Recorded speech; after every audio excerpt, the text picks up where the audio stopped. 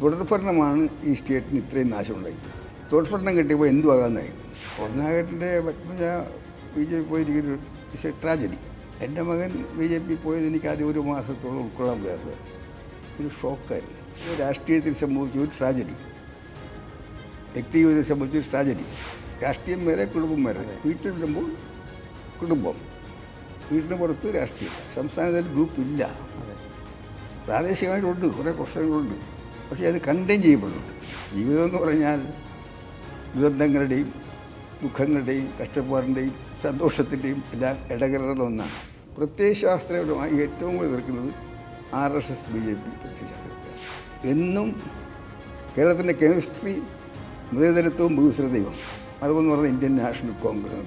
കോൺഗ്രസ് പേര് മാത്രമല്ല, കോൺഗ്രസിൻ്റെ പ്രത്യയശാസ്ത്രം, ജനാധിപത്യം, മതേതരത്വം, ബഹുസ്വരത, സാമൂഹ്യനീതി, ഇതൊക്കെയാണ് എൻ്റെ മതം. കഴിഞ്ഞ ദിവസം രാഹുൽ ഗാന്ധി തന്നെ പ്രസംഗിച്ചു, ഞാൻ ഏറ്റവും ശക്തമായി നരേന്ദ്രമോദിയെ ആക്രമിക്കുന്നു, വിമർശിക്കുന്നു, പക്ഷേ മുഖ്യമന്ത്രി ഏറ്റവും കൂടുതൽ വിമർശിക്കുന്നത് എന്നെയാണ് എന്ന് അദ്ദേഹം കഴിഞ്ഞ ദിവസം പ്രസംഗിച്ചു. സമാനമായ മറ്റൊരു രീതിയിൽ അടുത്തിടെ ശ്രീ ആൻ്റണി പറഞ്ഞതും ഒരു മാധ്യമത്തിൽ കാണാനിടയായി. എന്തുകൊണ്ടോ ഇത്തവണ ഇന്ത്യ മുന്നണിയിലെയൊക്കെ കക്ഷിയൊക്കെ ആണെങ്കിൽ പോലും കേരള മുഖ്യമന്ത്രിയെ മാത്രം മറ്റ് സംസ്ഥാനങ്ങളിലൊന്നും പ്രചരണത്തിന് കാണുന്നില്ല, അല്ലേ? ആ രീതിയിലൊരു പ്രസ്താവന ഒരു മാധ്യമത്തിൽ വന്നത് കണ്ടു. എന്താണ് അങ്ങനെ ഒരു വിലയിരുത്തലിന് കാരണം വന്നത്? അതിനെ വിലയിരുത്തൽ ഞാൻ ഇലക്ഷനൊക്കെ നിരീക്ഷിക്കുകയാണ്. പണ്ട് കാലത്തെ ഇലക്ഷനിൽ കേരള മുഖ്യമന്ത്രി തമിഴ്നാട്ടിൽ പോകും, കർണാടകത്തിൽ പോകും, ആന്ധ്രയിൽ പോകും, പിന്നെ തെലുങ്കാനയിൽ പോകും, എന്നിട്ട് പല സ്ഥലങ്ങളിൽ പോകുന്നതാണ്. ഇതോടെ കേരളത്തെ ഒതുങ്ങിയിരിക്കുകയാണ്. തമിഴ്നാട്ടിലേക്ക് പോകാൻ അദ്ദേഹത്തിന് നിർവാഹമില്ല. കാരണം അദ്ദേഹത്തിൻ്റെ പ്രസംഗത്തിലെ ഏറ്റവും വലിയ അറ്റാക്ക് രാഹുൽ ഗാന്ധിക്കെതിരായിട്ടാണ്.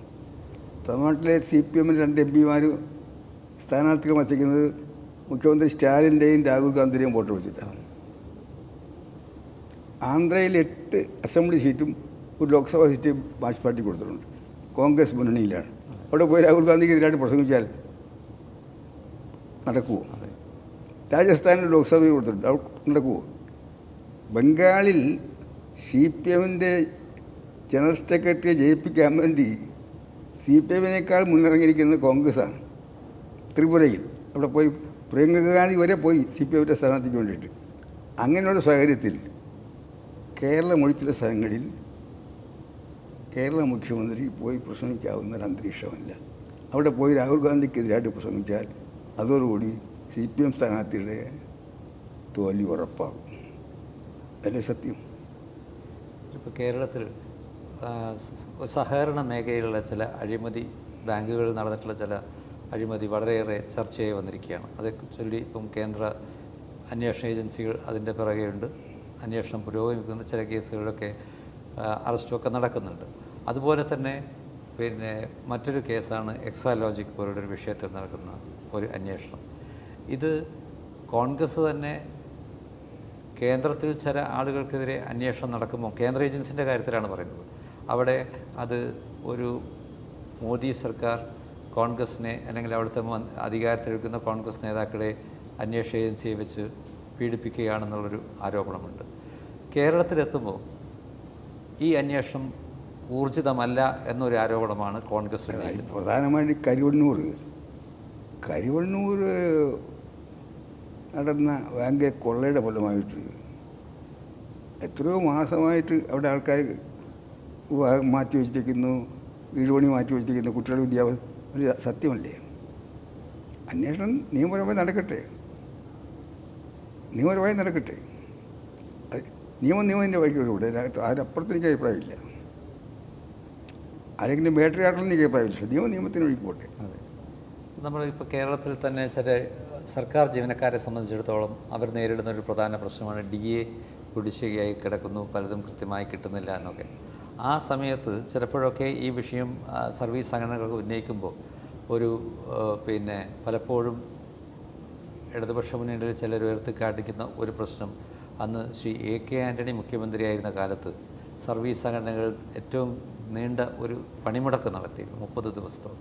അപ്പോൾ അന്ന് സർക്കാർ ഓഫീസുകൾ അടച്ചിട്ടാൽ പോലും ഒന്നും സംഭവിക്കാൻ പോകുന്നില്ല എന്നൊക്കെയാണ് അന്ന് ഭരിച്ചവർ പറഞ്ഞത് എന്നൊക്കെ ചില ആക്ഷേപം ഇടയ്ക്ക് ഉയർന്നു കേൾക്കാറുണ്ട്. പക്ഷേ ജീവനക്കാരെ സംബന്ധിച്ചിടത്തോളം അവർ DAയും കുടിശ്ശികയൊക്കെ വളരെ പ്രധാനമാണ്. കേരളത്തിൽ അത് സർവീസ് മേഖലയിൽ എന്തെങ്കിലും ഒരു പ്രയാസം താങ്കളുടെ ശ്രദ്ധയിൽപ്പെട്ടിട്ടുണ്ടോ? ഞാൻ മുഖ്യമന്ത്രി ആയ സാഹചര്യങ്ങൾ പരിശോധിക്കണം. ഞാൻ മുഖ്യമന്ത്രിയായ കാലത്ത് ഇതിനേക്കാൾ കേരളം സാമ്പത്തിക പ്രതിസന്ധി നേരിടുകയാണ്. അതെ, DA കുടിശ്ശിക ധാരാളമുണ്ട്. മുഖ്യമന്ത്രിയായ ഞാനിവിടെ സാമ്പത്തിക പ്രയാസങ്ങൾ പരിഹരിക്കാൻ വേണ്ടി കേന്ദ്ര ധനകാര്യമന്ത്രിയെ കാണാൻ ഒരു ടിക്കറ്റ് കേരള ഗവൺമെൻറ് ചോദിച്ചിട്ട് ഇന്ത്യൻ എയർലൈൻസ് പറഞ്ഞു കടം തരത്തില്ല എന്ന്. ആ നിലയിൽ വിശ്വാസ്യത നഷ്ടപ്പെട്ട് ഇന്ത്യൻ എയർലൈൻസ് ഉൾപ്പെടെ ഇന്ത്യൻ സെക്രട്ടേറിയറ്റിന് മുമ്പിലുള്ള കോഫി ഹൗസിൽ നിന്ന് പോലും സെക്രട്ടേറിയറ്റിലേക്ക് ചായ കൊടുക്കാൻ പഠിക്കുന്ന ഒരു കാലഘട്ടം.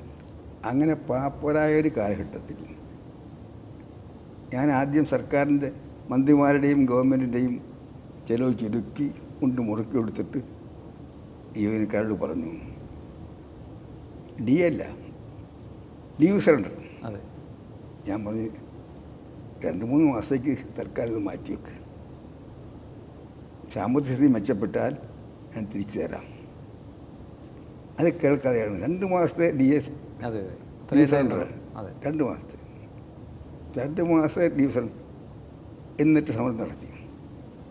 പക്ഷേ ശങ്കരനാരായണൻ്റെ വളരെ പ്രഗത്ഭമായ എൻ്റെ ധനകാര്യമന്ത്രി അദ്ദേഹത്തിൻ്റെ വളരെ കാര്യശേഷിയുള്ള ധനകാര്യമന്ത്രിയും അദ്ദേഹത്തിൻ്റെ സഹപ്രവർത്തകരായിട്ടുള്ള ഉദ്യോഗസ്ഥന്മാരും എൻ്റെ ഒരു ടീമുണ്ടായിരുന്നു. വിനോദ് റായ്, സുധാപിള്ളെ, സെന്തിൽ, അങ്ങനെ ഒരു ടീം ഉദ്യോഗസ്ഥന്മാരുണ്ട്. അവിടെയെല്ലാം പരിശ്രമമായി സാമ്പത്തിക സ്ഥിതി മെച്ചപ്പെട്ടപ്പോൾ ഞാൻ ചെയ്തെന്താ മാറ്റിവെച്ച സറണ്ടർ ലീവ് തിരിച്ചു കൊടുത്തു. 9R കൊടുക്കാതിരുന്ന DA പോലും കൊടുത്തു. എല്ലാം കൊടുത്തിട്ട് ഇറങ്ങിപ്പോയത്. ഇപ്പോൾ DA കുടിശ്ശിക, പെൻഷൻ കുടിശ്ശിക 3 വർഷമായി. 3 വർഷമായി സറണ്ടർ ലീവില്ല. മറ്റേ 2 മാസമാണ്, ഒരു സമരവും ഇല്ല. കമ്പയർ ചെയ്യാൻ പറ്റുമോ? 2 മാസത്തെ സറണ്ടർ ലീവ് മാറ്റി വെക്കാൻ പറഞ്ഞതാണ്. പക്ഷെ ഞാൻ ഇറങ്ങുന്നതിന് മുമ്പ് അതൊക്കെ തിരിച്ചു കൊടുക്കുകയും ചെയ്തു. കാരണം ഞങ്ങൾ മുണ്ട് മുറുക്കി കൊടുത്ത് സാമ്പത്തിക ഡിസിപ്ലിനിൽ കൂടി സാമ്പത്തിക സ്ഥിതി മെച്ചപ്പെടുത്തി. ഇപ്പോൾ സാമ്പത്തികമായി കേരളം പാപ്പരായിട്ടും ജനങ്ങൾ കഷ്ടപ്പെടുമ്പോൾ നമ്മുടെ നാട്ടിൽ പറഞ്ഞിട്ടുണ്ടല്ലോ മുണ്ട് മുറുക്കി കൊടുക്കണം. ആദ്യം മുണ്ട് മുറുക്കി കൊടുക്കേണ്ടത് ഭരണാധികാരികളാണ്. ഇവിടെ ദൂരത്തിനൊരു കുറവില്ല, ആഡംബരത്തിന് കുറവില്ല, ദൂരത്തിനും ആഡംബരത്തിനും കുറവില്ല. പക്ഷേ ക്ഷേമ പെൻഷൻ കുടിശ്ശിക 10 ലക്ഷം പ്രമാണിച്ച് 2 കൊടുത്തിട്ടുണ്ട്. ഇനിയും കൊടുക്കണം, 5-6 കൊടുക്കാനുണ്ട്. പെൻഷൻകാർക്ക് പെൻഷനില്ല. DA കുടിശ്ശിക 3 വർഷമായിട്ട് സറണ്ടർ ലീവേ ഇല്ല. കമ്പയർ ചെയ്ത് നോക്ക്, ഒരു സമരവും ഇല്ല, ഒരു ശബ്ദവും ഇല്ല. ഇത് നീതിബോധമുള്ള ആൾക്കാർ കമ്പയർ ചെയ്യട്ടെ 2 കാലവും. ഞാൻ പറഞ്ഞത് ദാഹപ്പാടെ വിഷമിക്കുന്നു. കേരള ഗവൺമെൻറ് പാപ്പരായ ഒരു എയർ ടിക്കറ്റ് മുഖ്യമന്ത്രി കിട്ടാത്തൊരു കാലം. അപ്പോൾ നിങ്ങൾ കുറച്ച് ക്ഷമിക്കൂ എന്നല്ലേ പറഞ്ഞത്. അതെ സർ, ഈ സർവീസ് മേഖലയിൽ ഇപ്പോൾ കാണുന്ന ഈ ഒരു, ഇപ്പോൾ താങ്കൾ തന്നെ കമ്പയർ ചെയ്ത് പറഞ്ഞല്ലോ, അന്ന് കേവലം വെറും 2 മാസത്തെ കുടിശ്ശിക മാത്രമേ ഉണ്ടായിരുന്നുള്ളൂ. പക്ഷേ കേരളത്തിൽ ചരിത്രത്തിൽ ഏറ്റവും വലിയ ഒരു സർവീസ് സംഘടന പണിമുടക്കാണെന്ന് നടന്നത്. ഇന്ന് സ്ഥിതി അതിനേക്കാൾ വളരെ ഗുരുതരമാണ്. എന്നിട്ടും ആ പ്രശ്നങ്ങൾ വേണ്ട രീതിയിൽ ഉന്നയിക്കാൻ പോലും കഴിയാത്ത രീതിയിൽ കേരളത്തിലെ സർവീസ് സംഘടനാ രംഗത്ത് എന്തെങ്കിലും ഒരു സർവീസ് സംഘടനയിലെ മുഖ്യമായ NGO യൂണിയൻ ജോയിൻ കൗൺസിലും അതെ അവരുടെ സമരത്തിലില്ലെങ്കിൽ പ്രതിപക്ഷ സംഘടനകൾ മാത്രം സമരത്തിലിട്ടാൽ ഒരു ഇമ്പാക്റ്റ് ഉണ്ടാകുന്നില്ല. അന്ന് എല്ലാവരും കൂടിയാണ് ഒന്നിച്ചിട്ടാണ്. NGO union, join council, NGO association എല്ലാവരും കൂടിയാണ്. അതെ, ഇന്നിപ്പോൾ NGO യൂണിയൻ മിണ്ടാട്ടമില്ല. അതെ, യൂണിയൻ മിണ്ടാത്തപ്പോൾ ജോയിൻ കൗൺസിൽ മിണ്ടുപോകും. അപ്പോൾ ഏറ്റവും കൂടുതൽ അംഗബലമുള്ളവർ മിണ്ടാത്ത അവസരത്തിൽ മറ്റൊരു ടോക്കൺ സമരം നടത്തിയാലും അവർക്കതൊരു ഇമ്പാക്റ്റ് ഉണ്ടാക്കാൻ പറ്റുന്നില്ല. ഈ സാമ്പത്തിക സ്ഥിതിയുടെ ഇപ്പം പറഞ്ഞല്ലോ, ഞങ്ങളന്ന് മുണ്ട് മുറുക്കി കൊടുത്ത് 3 തവണ ആ കാര്യം പ്രത്യേകം ശ്രീ ആൻ്റണി എടുത്തു പറഞ്ഞു. 3 തവണ മുണ്ട് മുറുക്കി കൊടുത്താണ് പ്രശ്നങ്ങൾക്ക് പരിഹാരം കാണാൻ ശ്രമിച്ചത്. ഈ സർക്കാരിൻ്റെ ആർഭാടവും ചെലവുകളും ഇത് ഏത് രീതിയിൽ ഈ സാമ്പത്തിക പ്രതിസന്ധിക്ക് അടുത്തെങ്ങാനൊരു പരിഹാരം ഉണ്ടാക്കാൻ കഴിയുന്ന രീതിയിലാണോ ഇപ്പോഴത്തെ സാമ്പത്തിക മാനേജ്മെൻറ്റ്? താങ്കൾ ദീർഘകാലം ഇന്നത്തെ മാനേജ്മെൻറ്റ് അങ്ങനെയല്ല. ഈ ഗവൺമെൻറ്റിനൊരു സാമ്പത്തിക അച്ചടക്കമില്ല, ധൂർത്തിനും ആർഭാടത്തിനും കുറവുമില്ല. കേരളം നേരിടുന്ന ഇപ്പോഴത്തെ യഥാർത്ഥമായ സാമ്പത്തിക പ്രതിസന്ധി മനസ്സിലാക്കി അതിന് പരിഹാരം ഉണ്ടാക്കാനൊരു ആക്ഷൻ പ്ലാനില്ല. ഞങ്ങളുടെ കാലത്തുണ്ടായിരുന്നു. അന്ന് ഞങ്ങളുടെ UDF വിളിച്ചുകൂട്ടി, കുളത്തെ വിളിച്ചുകൂട്ടി യഥാർത്ഥ ചിത്രം പറഞ്ഞു. അതുകൊണ്ട് ആക്ഷൻ പ്ലാൻ പറഞ്ഞു, ക്യാബിനറ്റ് അംഗീകരിച്ചു.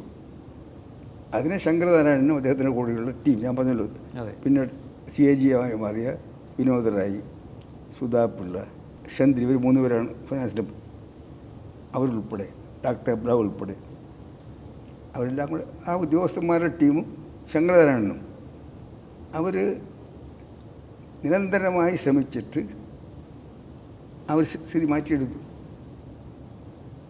അതിൻ്റെയൊക്കെ കുറച്ച് അനുഭവപ്പെടുകയായി. പക്ഷെ അങ്ങനൊരു ശ്രമം നടക്കുന്നില്ല. ഈ രീതിയിലുള്ളൊരു മുന്നോട്ട് പോക്കിനൊക്കെ ഒരു സഹായകരമാകുന്ന, അല്ലെങ്കിൽ ആരും ചോദിക്കാൻ ഇവിടെ ഇല്ല എന്ന രീതിയിലേക്ക് തുടർ ഭരണം ലഭിച്ചപ്പോൾ ആ ഒരു സ്ഥിതിവിശേഷം കേരളത്തിൽ വന്നുപെട്ടു. കേരളത്തിന് പറ്റിയ ഏറ്റവും വലിയ അപകടം തുടർഭരണമാണ്. തുടർഭരണം കിട്ടിയപ്പോൾ എന്തുവാകാന്നായി. തുടർഭരണം കിട്ടിയപ്പോഴല്ലേ SFIയുടെ കോടതികളുണ്ടായത് കോളേജുകളിൽ. ഈ തുടർഭരണമാണ് ഈ സ്റ്റേറ്റിന് ഇത്രയും നാശമുണ്ടാക്കിയത്.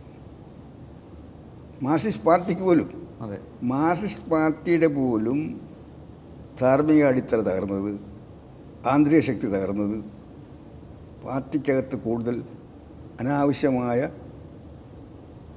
ധൂർത്തിൻ്റെയും മറ്റ് രീതിയിലുള്ള സ്വഭാവങ്ങളുടെയും ഉണ്ടാകാൻ കാരണം തുടർഭരണമാണ്.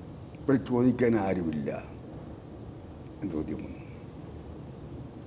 കോൺഗ്രസിൻ്റെ കേരളത്തിലെ പ്രതിപക്ഷം എന്ന നിലയിൽ ഇന്നത്തെ പ്രതിപക്ഷം, അതിൻ്റെ പ്രവർത്തനങ്ങൾ താങ്കൾ എങ്ങനെ വിലയിരുത്തി കാണുന്നു? കാരണം പലതവണ, എനിക്ക് തോന്നുന്നു 3-4 തവണ കേരളത്തിലെ പ്രതിപക്ഷ നേതാവായും അങ്ങ് പ്രവർത്തിച്ചിട്ടുണ്ട്, KPCC പ്രസിഡൻ്റായും പ്രവർത്തിച്ചിട്ടുണ്ട്. ഇപ്പോൾ ഓർഗനൈസേഷൻ രംഗത്തായാലും പ്രതിപക്ഷ പാർലമെൻ്ററി പ്രവർത്തനം എന്ന നിലയിലായാലും കോൺഗ്രസിൻ്റെ കേരളത്തിലെ ഇന്നത്തെ പ്രവർത്തനത്തെ എങ്ങനെ താങ്കൾ നോക്കിക്കാണുന്നു? ഒരു കാലത്ത് കോൺഗ്രസിൻ്റെ നേതാക്കന്മാർ വന്നവരെല്ലാം പട്ടത്താനമുള്ള CK ശിവൻ, TM മരീഷ്, അവരൊക്കെ സ്ട്രഗിളിൽ കൂടി വന്നവരാണ്. പിന്നീട് വന്ന ആർശങ്കറിൻ്റെ കാലത്ത്, ആർശങ്കറൊക്കെ ദീർഘകാലം പാരമ്പര്യത്തിലൂടെ വന്നവരാണ്. ഞാനും വയലാർ രവി, ഉമ്മൻചാണ്ടിയൊക്കെ ഉള്ള ഞങ്ങളുടെ തലമുറ ഇവിടെ മലബാറിൽ ഷൺമുഖദാസും കടന്നപ്പള്ളി, അതുപോലെ ഞങ്ങളെല്ലാം സ്ട്രഗിളിൽ കൂടെ KSU യൂത്ത് കോൺഗ്രസ് ആയിട്ട് വന്നവരാണ്. അങ്ങനെ ഒരു തലമുറ KSU യൂത്ത് കോൺഗ്രസ് സ്റ്റേറ്റ് ലീഡർഷിപ്പിൽ കൂടി വളർന്നു വന്ന ഒരു തലമുറ ഇപ്പോൾ കോൺഗ്രസിൽ കുറവാണ്. പക്ഷെ എന്നാലും മാത്രമല്ല, ഞങ്ങൾ ദീർഘകാലം ലീഡർഷിപ്പിലിരുന്നു. വന്നപ്പോൾ ഞങ്ങൾ അത്ര പ്രയോജനപ്പെട്ടായിരുന്നില്ല. കരുണാകരനാണെങ്കിൽ INTUC കൂടെ വളർന്ന് കഷ്ടപ്പെട്ട് സീതാറാമിൽ സമരം മുതൽ ഉള്ള സമരങ്ങളിൽ കൂടി, തട്ടലെ സ്റ്റേറ്റിലെ സമരത്തിൽ കൂടി, അങ്ങനെ സമരങ്ങളിൽ കൂടി, തോട്ടത്തൊഴിലാളി സമരത്തിൽ കൂടി വളർന്നു വന്ന് 67 പ്രതിപക്ഷ നേതാവായി, അങ്ങനെ ദീർഘകാലമായി വളർന്നു വന്നവരാണ്. ഞങ്ങളാണെങ്കിലും KSU യൂത്ത് കോൺഗ്രസ് കൂടി ഒരണ സമരത്തിൽ കൂടി വളർന്നു വന്ന ആൾക്കാരാണ്. ഞങ്ങൾക്ക് കിട്ടിയ ആ സാഹചര്യം അവർക്കില്ല.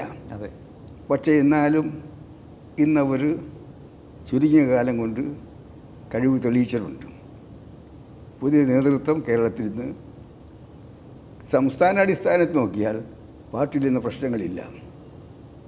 കുറഞ്ഞത് പ്രധാനപ്പെട്ട 5 നേതാക്കന്മാരെങ്കിലും ദിവസവും പരസ്പരം കൂടിയാലോചന നടത്തിയിട്ടാണ് തീരുമാനമെടുക്കുന്നത്. സംസ്ഥാന തലത്തിൽ നിന്ന് പാർട്ടിക്ക് പ്രശ്നങ്ങളില്ല. പ്രാദേശികമായി ചില പ്രശ്നങ്ങളുണ്ട്. ആ പ്രശ്നങ്ങൾ അവർ കണ്ടെയ്ൻ ചെയ്യുന്നുണ്ട്, അവർ ഒതുങ്ങി നിൽക്കുന്നുണ്ട്. മുന്നോട്ട് പോകുന്നവരും അവർ കൂടുതൽ ശക്തന്മാരായിട്ട് ഒരു അനുഭവത്തിൽ വരും എന്നാണ് എൻ്റെ വിശ്വാസം. പ്രാദേശികമായിട്ട് ചെറിയ പ്രശ്നങ്ങളുണ്ടെന്ന് പറഞ്ഞപ്പോഴും പാർട്ടിയിൽ ഇപ്പോൾ ഗ്രൂപ്പിസം ഇല്ല എന്നുള്ളതൊരു വസ്തുതയാണ്. പഴയതുപോലെ സംസ്ഥാന തലത്തിലില്ല. ദീർഘകാലം കേരളത്തിൽ കോൺഗ്രസിലെ ഒരു A വിഭാഗം എന്ന് താങ്കളുടെ പേരിനെയാണ് ഒരു ബ്രാക്കറ്റിൽ അണിയിച്ചുകൊണ്ട് കേരളത്തിൽ അതിന്നും വളരെ സജീവമാണ്. പലരും ഇന്ന് അല്ല അങ്ങനെയല്ല വിഭാഗമായിട്ടില്ലെങ്കിലും ഞാൻ പക്ഷക്കാരനാണ് എന്ന് കോൺഗ്രസ്സിലെ ഒരു അഭിമാനപൂർവ്വം പറയുന്ന കുറേ ചെറുപ്പക്കാരും യൂത്ത് KSUക്കാരൊക്കെ ഉണ്ട്. താങ്കൾ കേരളത്തിൽ നിന്ന് പിന്നീട് ഡൽഹിക്ക് പോയ ശേഷം ഉമ്മൻചാണ്ടിയുടെ കാലഘട്ടത്തിലും ഈ വിഭാഗം സജീവമായിരുന്നു.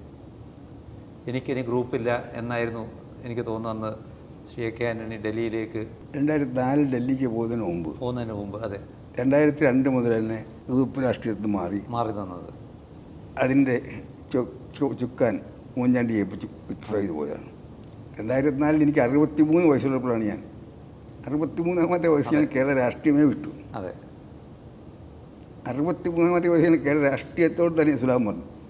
പിന്നീടുള്ള കഴിഞ്ഞ 20 വർഷം ഞാൻ അതാത് കാലത്ത് വരുന്ന കോൺഗ്രസ് KPCC പ്രസിഡൻറ്റുമായും പ്രതിപക്ഷ നേതാവായി സഹകരിച്ച് എൻ്റെ അഭിപ്രായങ്ങൾ പറയും. പക്ഷേ ഞാൻ അടിച്ചേൽപ്പിക്കാൻ ശ്രമിക്കത്തില്ല. അവരുടെ കൂടെ നിന്ന് സഹകരിക്കുകയാണ്. ഞാനിപ്പോൾ നോക്കുന്നത് സംസ്ഥാന തലത്തിൽ ഗ്രൂപ്പില്ല. സംസ്ഥാന തലത്തിൽ ഗ്രൂപ്പില്ല. അതെ പ്രാദേശികമായിട്ടുണ്ട്, കുറേ പ്രശ്നങ്ങളുണ്ട്. പക്ഷേ അത് കണ്ടെയ്ൻ ചെയ്യപ്പെടുന്നുണ്ട്. അത് പൊട്ടിത്തെളിലേക്ക് പോകുന്നില്ല. അല്ല, ഈ 2 ഗ്രൂപ്പുകൾ കേരളത്തിലുണ്ടായിരുന്നപ്പം ഗ്രൂപ്പിനെ കുറ്റം പറയുന്ന ആളുകളുണ്ടാവും. സ്വാഭാവികമായിട്ടും ഗ്രൂപ്പ് ഏതെങ്കിലും രീതിയിൽ ഒന്നല്ലെങ്കിൽ മറ്റൊരു രീതിയിൽ ഒരു അലൈൻമെൻറ്റ് ഏത് പാർട്ടിയിലും ഉണ്ടാവും. നേരത്തെ അത് വിഭാഗം വിഭാഗം എന്ന 2 ഗ്രൂപ്പുകളായിട്ടാണ് കണ്ടിരുന്നത്. അപ്പോഴും ഇപ്പോൾ ശ്രീ ഗ്രൂപ്പിൻ്റെ കെ ആൻ്റണി നയിച്ച ഗ്രൂപ്പിൽ വളരെ സിസ്റ്റമാറ്റിക്കായി കൃത്യമായി സീനിയോറിറ്റിയും അവരുടെ കഴിവും മെറിറ്റും നോക്കി തന്നെയാണ് അടുത്ത ആളുകൾക്ക് ഓരോ ഘട്ടത്തിലും KSC മുതൽ പ്രൊമോഷൻ കൊണ്ടുവന്നിട്ടുള്ളത്. അപ്പുറത്തും ഏകദേശം അങ്ങനെയൊക്കെ തന്നെയാണ് വന്നത്. പക്ഷേ ഈ സിസ്റ്റം യും ഐയും ഇല്ലാതായപ്പോൾ ഇല്ലേ, വേറെ പല രീതിയിലും ആളുകൾ കയറി വരുന്ന ഒരു സാഹചര്യം ഉണ്ടായോ? താങ്കൾ മലബാറുകാരനാണല്ലോ. അതെ. കെ കേളപ്പൻ, അതെ, അതായത് മലബാറിലെ കോൺഗ്രസിൻ്റെ അധ്യക്ഷ നേതാവ് അല്ലേ? അതെ. അബ്ദുറഹ്മാൻ സാഹിബ്, EMS, അതെ, പി കൃഷ്ണപിള്ള. അന്നും പാർട്ടിക്ക് ആഭ്യന്തര പ്രശ്നങ്ങളുണ്ടായിരുന്നു. പക്ഷേ പാർട്ടി ഒന്നാണ്. അതെ. സ്വാതന്ത്ര്യം കിട്ടി.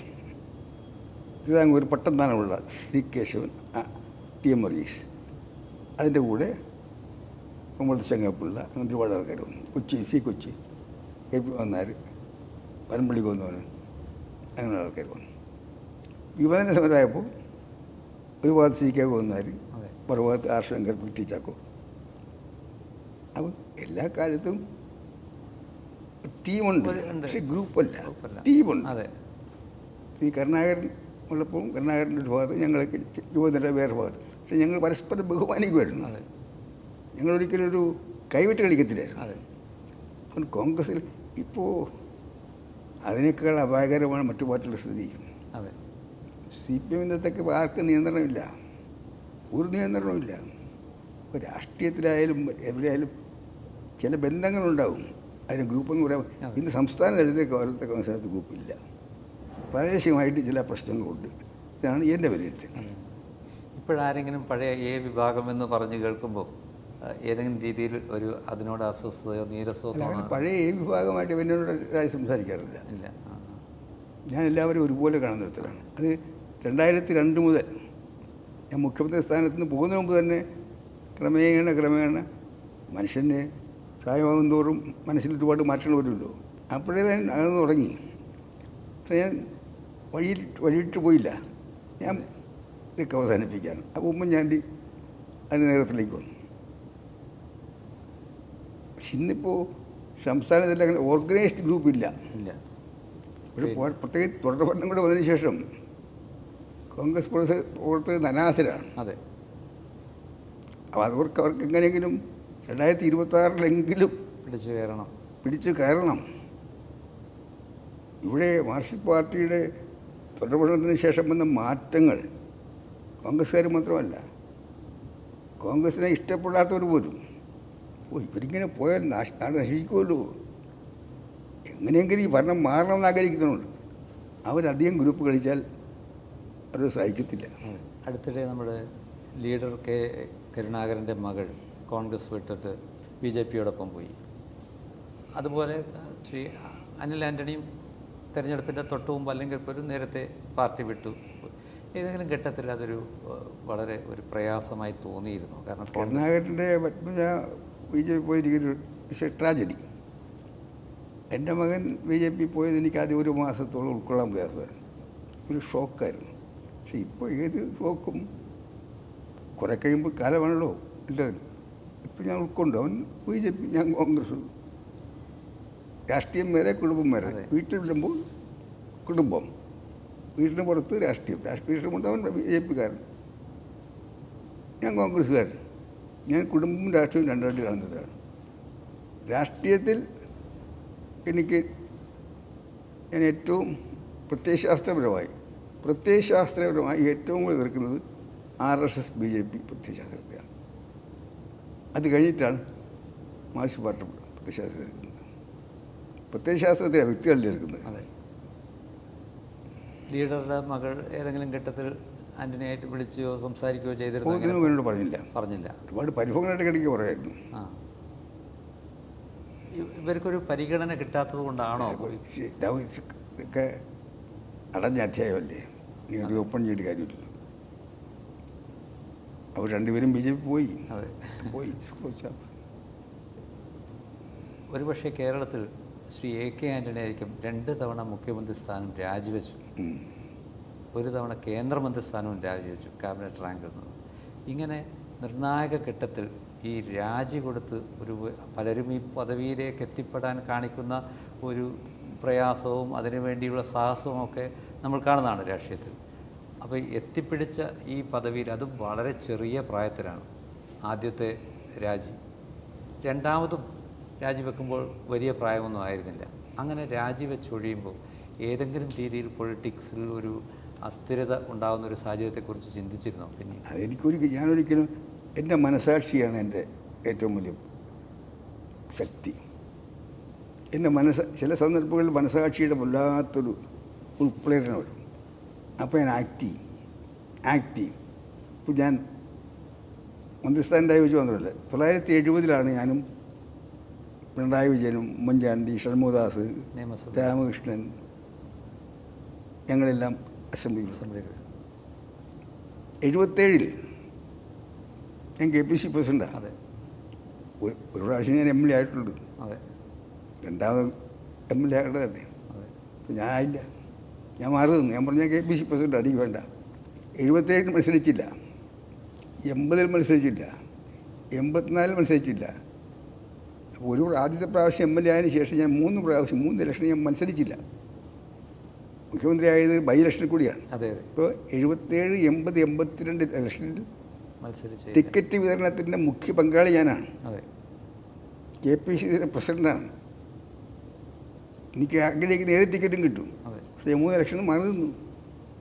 എൻ്റെ ഒരു കാഴ്ചപ്പാട് അങ്ങനെയാണ്. ഞാൻ ഇതിനകത്ത് ഒരു മുരകൾ ആലോചിക്കാറില്ല. എനിക്ക് ശരിയെന്ന് തോന്നിയാൽ ഞാൻ എടുക്കും. ഇപ്പോൾ ഞാൻ 2ാമത്തെ പ്രാവശ്യം മുഖ്യമന്ത്രി ആയ ശേഷം ശിവഗിരി, ചങ്ങനാശ്ശേരി പ്രശ്നങ്ങൾ അറിയാൻ നിർഭാഗ്യമായ സംഭവങ്ങളാണ്. പക്ഷേ അതിനുശേഷം എല്ലാവർക്കും സത്യം മനസ്സിലായി. ഇപ്പോൾ ഇവരോടൊക്കെ നല്ല ബന്ധമാണ് എനിക്ക്. ആ ഇലക്ഷൻ വന്നപ്പോൾ ഞാൻ ചേർത്തല പോയി മത്സരിച്ചു. അന്നത്തെ ചേർത്തല ഞാൻ മത്സരിച്ചാൽ എല്ലാവരും പറഞ്ഞു 25,000 വോട്ട് നോക്കുമെന്ന് പറഞ്ഞു. എന്നോട് പലരും സുരക്ഷിതമായ സീറ്റുകൾ മത്സരിക്കാൻ പറഞ്ഞു. ഞാൻ പോകത്തില്ല, എൻ്റെ വിധി ചേർത്തലക്കാരെ തീരുമാനിക്കട്ടെ ഞാൻ പറഞ്ഞു.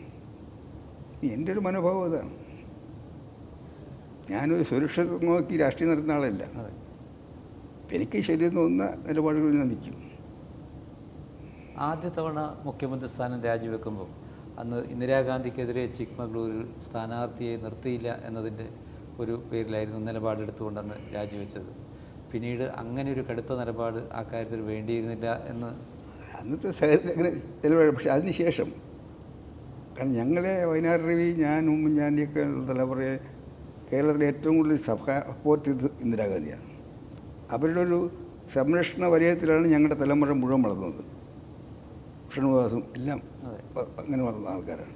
പക്ഷേ 77 ഞങ്ങളുടേതായ രാഷ്ട്രീയ കാരണങ്ങളാൽ ഇവിടെ നിൽക്കാൻ പറ്റില്ല. പക്ഷേ അതിന് ശേഷം ഞങ്ങളെ തിരികെ കോൺഗ്രസിൽ കൊണ്ടുവരാൻ ഇന്ദിരാഗാന്ധി എടുത്ത മുൻകൈ, അതിനുശേഷം 77 ശേഷം കോൺഗ്രസ് ചേർന്നവരെല്ലാം ജോയിനിങ്ങാണ്, വ്യക്തികൾ ചേരുകയാണ്. ഞങ്ങളൊരു പാർട്ടിയായിട്ട് ലയിപ്പിച്ചു, ഞങ്ങൾക്ക് റെസ്പെക്റ്റ് തന്ന്. ആ ലയന സമ്മേളനത്തിൽ ഇന്ദിരാഗാന്ധി വന്നു.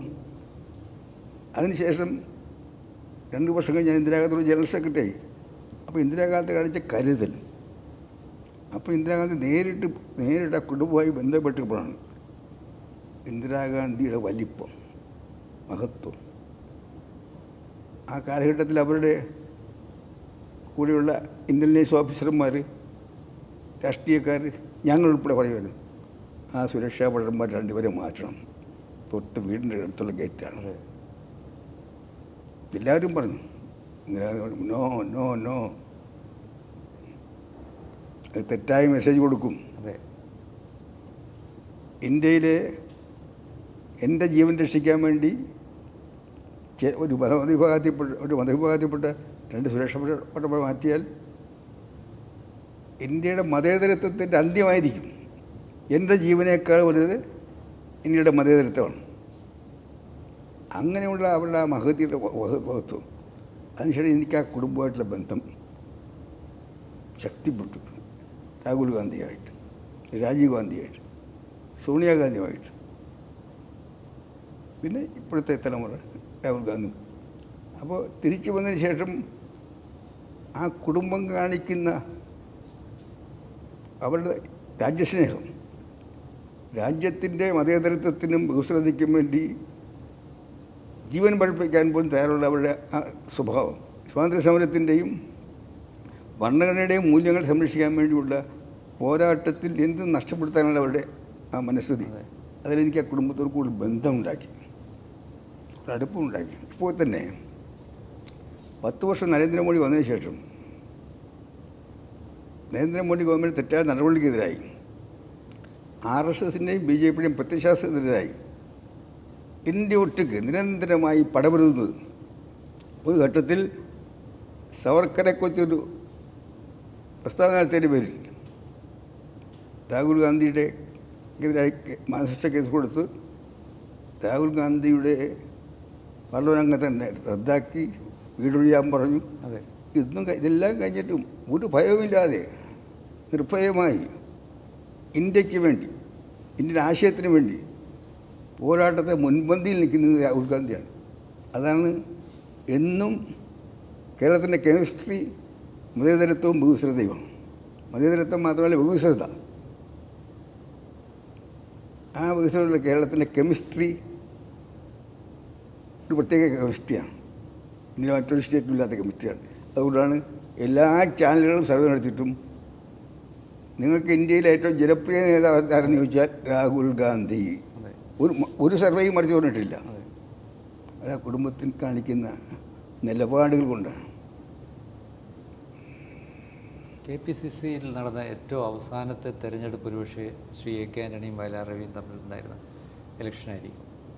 അതിനുശേഷം കേരള പ്രദേശ് കോൺഗ്രസ് കമ്മിറ്റിയിൽ ഒരു സംഘടനാ മത്സരം നടന്നില്ല തെരഞ്ഞെടുപ്പായിട്ട്. ആ തെരഞ്ഞെടുപ്പിൽ അന്ന് വിദ്യാർത്ഥി കാലഘട്ടം മുതൽ ഒന്നിച്ച് വളർന്നു വന്ന കേരളത്തിലെ ഏറ്റവും ആ ഒരു കൂട്ടുകെട്ട്, ഒരു ടീമാണ് കേരളത്തിലെ ഒരു ചെറുപ്പക്കാരെ നിരയെ തന്നെ വളർത്തിയെടുത്തത്.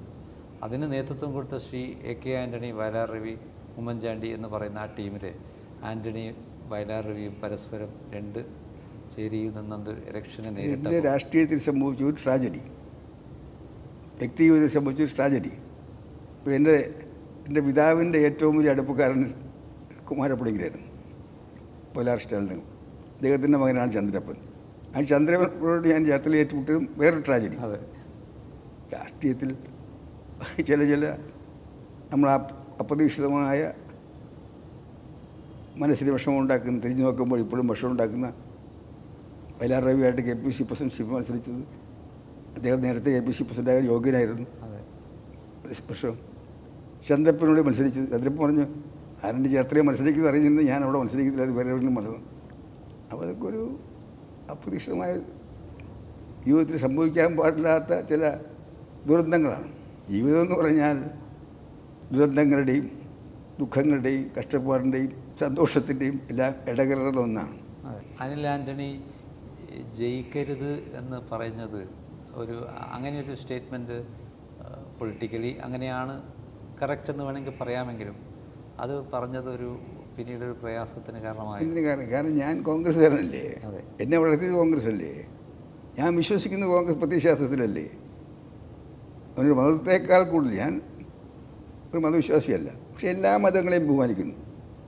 എൻ്റെ ജീവിതത്തിൻ്റെ വളർച്ചയിൽ പ്രായം അനുസരിച്ചിട്ട് ആദ്യകാലത്തെ മതങ്ങളിലൊക്കെ ഡിസ്റ്റൻസ് ആയിരുന്നു. ഇന്ന് ഞാൻ എല്ലാ മതങ്ങളെയും ബഹുമാനിക്കുന്നു. എല്ലാ മതത്തിലെയും ആചാര്യന്മാരെ, എല്ലാ പരദേശന്മാരെ, അതെ, പണ്ഡിതന്മാരെ ബഹുമാനിക്കുന്നു. പക്ഷേ ഒരു മതത്തോട് എനിക്ക് പ്രത്യേക കൂടില്ല. എൻ്റെ മതമെന്ന് പറഞ്ഞാൽ ഇന്ത്യൻ നാഷണൽ കോൺഗ്രസ് ആണ്. കോൺഗ്രസ് എന്ന് പറഞ്ഞാൽ കോൺഗ്രസ് പേര് മാത്രമല്ല, കോൺഗ്രസിൻ്റെ പ്രത്യയശാസ്ത്രം, ജനാധിപത്യം, മതേതരത്വം, ബഹുസ്വരത, സാമൂഹ്യനീതി, ഇതൊക്കെയാണ് എൻ്റെ മതം. അതിന് ഘടകവിരുദ്ധമാണ് ബി ജെ പി ധ്രുവീകരണം, ഭിന്നിപ്പൻ രാഷ്ട്രീയം, വെറുപ്പൻ രാഷ്ട്രീയം. അങ്ങനെ ഒരു പാർട്ടിയോട് എനിക്ക് യോജിക്കാൻ പറ്റില്ല. എൻ്റെ ആഗ്രഹം 20 സീറ്റിലും UDF ജയിക്കണം, 20 സീറ്റിലും BJP തോക്കണം, 20 സീറ്റിലും LDF തോക്കണമെന്നാണ് എൻ്റെ അഭിപ്രായം കേട്ടോ. അതെ, ദേശീയ തലത്തിൽ കോൺഗ്രസ് UPA അല്ലെങ്കിൽ ഇന്നത്തെ ഇന്ത്യ സഖ്യം തിരിച്ചു വരും എന്ന് പ്രതീക്ഷിക്കുന്നുണ്ടോ ഈ തെരഞ്ഞെടുപ്പിന് ശേഷം? തുടക്കത്തിൽ ഒരു സാധ്യതയില്ലായിരുന്നു. ഇലക്ഷൻ പ്രഖ്യാപിച്ചപ്പോൾ വിദൂര സാധ്യത പോലില്ലായിരുന്നു. പക്ഷെ ഇപ്പോൾ ഓരോ ദിവസവും സാധ്യത വർദ്ധിക്കുകയാണ്. ഒന്നാം റൗണ്ട് ഇലക്ഷൻ കഴിഞ്ഞപ്പോൾ കുറച്ചുകൂടെ ആത്മവിശ്വാസം കൂടി. ഇന്ന് തേജസ്വി യാദവ് പറഞ്ഞിട്ടില്ലേ, ബീഹാറിൽ അട്ടിമറി ചെയ്യുണ്ടാവുമെന്ന് പറഞ്ഞിരിക്കുന്നത്. സ്ഥിതി മാറുകയാണ്. ഈ മൊമെൻറ്റം തുടർന്നാൽ എനിക്ക് തോന്നുന്നത് ജൂൺ 2 7ാമത്തെ റൗണ്ട് കഴിയുമ്പോൾ ഇന്ത്യ മുന്നണിക്ക് BJP താഴെ ഇറക്കി ഒരു ഗവൺമെൻറ് ഉണ്ടാക്കാനുള്ള ഭൂരിപക്ഷം ഉണ്ടാകുമെന്നാണ് ഞാൻ പ്രതീക്ഷിക്കുന്നത്. Okay sir, thank you.